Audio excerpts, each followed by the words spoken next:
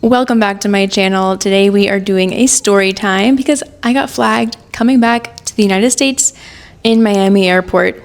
Yes, that can happen to a gringa, apparently. My husband didn't know it could, but I was like, yep, it can, and I did. It did happen to me. So today I'm sharing that story. That happened just last month, so May 2025. Normally, I don't fly through Miami. Normally, I fly through JFK Airport. That's the closest one that really has direct flights, so I just do that. But this time, coming back from the DR to Pennsylvania, I found 3 flights, so I would have 2 layovers. First one going to Miami, then going to Philadelphia, then going to my city. And I was like, sure, I'll take that since it was only about $17 more or $13 more than the direct flight to JFK, which would then be nearly a 5-hour drive back to my city. So I was like, you know what? I'll have mercy on my family and I will book that flight. But I was a little bit worried about the layover times because I just kept reading things online. This is my problem. I need to stop reading things online, and people were saying you should have at least a 3-hour layover in Miami if you're coming back internationally. I was like, oh dear, mine's 2.5 hours. So I was a little bit worried going into this. This is also a reason I tend to book direct flights because I just don't want to deal with layovers and then having possible delays that affect that and make you miss the other one, or having to pick up the luggage or leave the luggage. I just didn't want to deal with all that. So that's normally why I just go for the direct flight. Anyways, I fly into Miami airport and then I realize there's no line in customs. All these people online talking about waiting 3 hours in customs. Of course, they have their experience, but my experience was there was no line. I was getting there around 8 a.m. in the morning, 8:30 maybe. And there was no line. I was like, okay, no, it's probably 7:30. Yeah, it was 7:30. There was no line whatsoever. I was booking it, okay? You know how you get off the airplane and there's so many hallways to walk through? Miami airport is just crazy with that. I mean, JFK, I feel like is usually the same. But there were so many hallways. I was walking and I was passing people. I was like, this is a race. I'm going to win. So I won. I got there and then there's nobody there. I was like, oh, okay.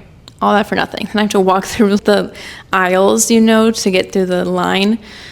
And I finally get up there and she asks where I'm coming from. I say Santo Domingo, Dominican Republic. She asks what I was doing there. Now, I thought about this beforehand. I was like, okay, I know they're gonna ask what I was doing there, so let me prepare my answer. So I said I was spending time with my husband, which is true. I always have this dilemma. I don't want to say I'm living here, even though I basically am, because my official residency is still in Pennsylvania. So yeah, I don't really know how to navigate that each time and with different parties. So in Miami, I was just like, yeah, I was spending time with my husband. And then she asked, how long were you there for? And I said, 10 months. And that's probably where I went wrong. I mean, that's probably why they were like raising some eyebrows at me. They're just kind of suspicious. And she was like, and you only have 1 bag? Because I just brought the carry-on and then my purse. And I was like, yes. And then she asked if I was bringing anything into the country, the things you can't bring, produce, meat, etc. And I said no. And then she's like, okay, take this and go follow the green dots. So I got this little orange card that wanted me to be farther inspected. So I followed these green dots down more hallways than I could ever imagine. I'm telling you, these are the longest hallways I've ever seen. I go this way, and then I turn that way, and then I go through this door, and then I go that way. And finally, I get to that room where it's the metal tables, the police officers inspecting people, and I'm like, okay, here we go. There was one person in front of me. He went to one officer, and the next officer called me up. He was a nice man. I mean, we had a chill time. I could tell, okay, he's gonna see that I'm not a threat. I'm not trying to bring anything I'm not supposed to into this country. And so he was asking me, when's your next flight? I said, I think it boards around like 9:30. He's like, oh, okay, you have time, which apparently I did. I did not think I would, but I did have time. That's how he started. Then he flipped the little orange paper over and he starts taking notes about all my answers. So he asks the same thing. Where are you coming from? What were you doing there? And what do you do for work?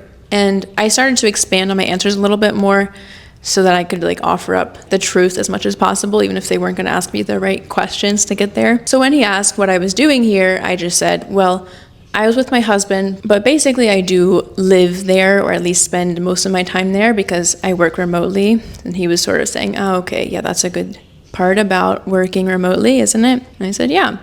And he asked what I do for work. And I said, I do tutoring, English and reading. And he was like, English and reading? Any other subjects? I was like, nope, just English and reading. It's like, even down to the subjects I tutor.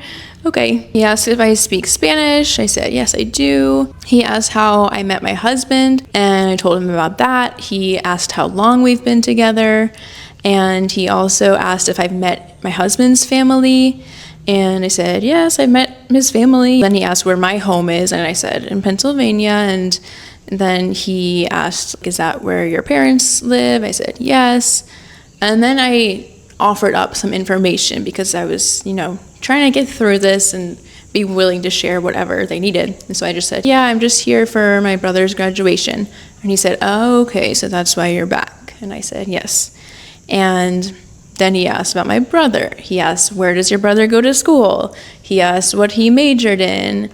And I was like, it's a lot of information that I feel like doesn't really have much to do with anything. I guess he just wanted to see that I could produce these answers quickly. I wasn't just like, making something up, which of course I wasn't. Anyways, I answered all these questions about my relationship, about meeting my husband's family, about my ability to speak Spanish, about what I do for a job, what subjects I specifically tutor. And then he asked, did you pack your bags yourself? I said, yes. And then he was going to search them. He started with my purse and he was opening up my wallet. When he first said he was going to look through my bags, I said, I have nuts that I brought as a snack. Is that going to be a problem? He said, no, that's fine. And I was like, okay, that's literally the only thing that I could think of that I would possibly have that could be a problem. Because going into customs, they say, okay, no produce, no meats. And then farther on, it's like, be sure to throw everything out. No groceries. And I was like, no groceries, okay. I made sure to eat my little mandarin orange on the plane because I was like, okay, don't want to risk anything. But I did have my nuts, my walnuts. And so I was like, I have those. I offered it up if that was going to be a problem. He said no. And so he looked through my bags, my wallet. He asked how much money I was bringing. And he didn't really unpack my bag, thankfully, because I stuffed a lot of things in there. It can be hard to get that all back together. Anyways, this is why I always put things that you don't really want to be touched by other people in like another bag, And so he just sort of felt around in it with his gloves. And then he was like, okay, you're good to go. You can just go out this way. So I was like, okay, have a nice day. I just tried to be as friendly as possible because I didn't do anything wrong. I'm not bringing anything that I'm not supposed to be bringing. And so let me just get through this as quickly as possible. So that's my story. Getting flagged, going into Miami Airport. I feel like I've been through Miami Airport coming back internationally one other time, and they also ask me a lot of things like about my husband, how did I meet him, things like that. I feel like usually in JFK they ask just basic questions. Anyways, that is my story for today. Let me know if you have some crazy airport experience getting flagged or anything. I'd love to hear it, and thank you so much for watching. I hope you have a great rest of your day, and I'll see you in the next one. Bye bye.